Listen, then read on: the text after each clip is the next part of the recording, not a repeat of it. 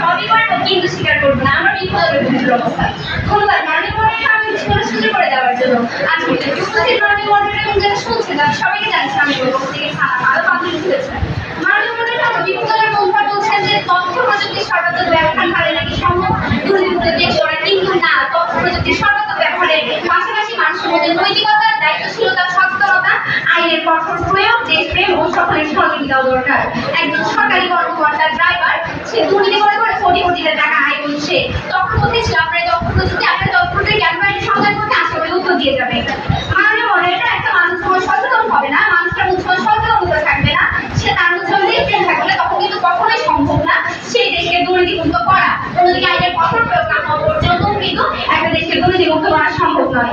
মাননীয় মডারেটর এখানে আমরা তথ্য প্রযুক্তিকে বাদ দিচ্ছি না, তবে তথ্য প্রযুক্তির সাথে সাথে আমাদের মধ্যে কিন্তু নৈতিকতা, সচেতনতা, দায়িত্বশীলতা, দেশপ্রেম এগুলো দরকার।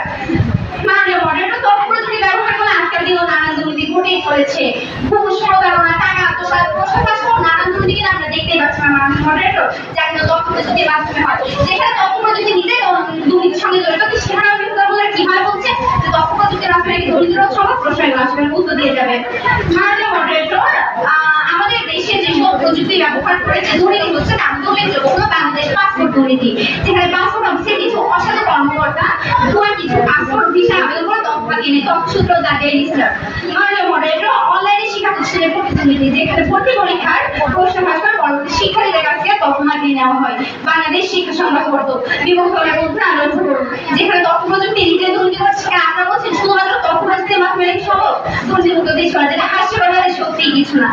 মাননীয় মডারেটর আমাদের দেশে কিন্তু নানা ধরনের দুর্নীতি করে বিভাগ রয়েছে, যেমন দুর্নীতি দমন কমিশন। তার বিপদের বন্ধুরা যদি শুধু তথ্য প্রযুক্তির মাধ্যমে দুর্নীতি দমন করা যেত তাহলে এই হয়েছে আছে কেন, তার কি বসে বসে কলকাতা দেখাচ্ছে, আজ করে উত্তর দিয়ে যাবেন।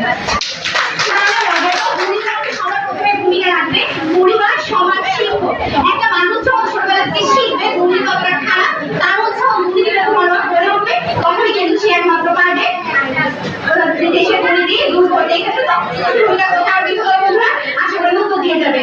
আমার বিপদের বন্ধু বলে গেলে সত্যতা যাচাই কথা, তো আমার বিপদের বন্ধু তথ্য প্রযুক্তিতে সবসময় আপনাকে সঠিক তথ্য দেবে, তাকেই আমি দিয়ে যাচ্ছে, আমাদের একটু বুঝিয়ে দিয়ে যাবেন।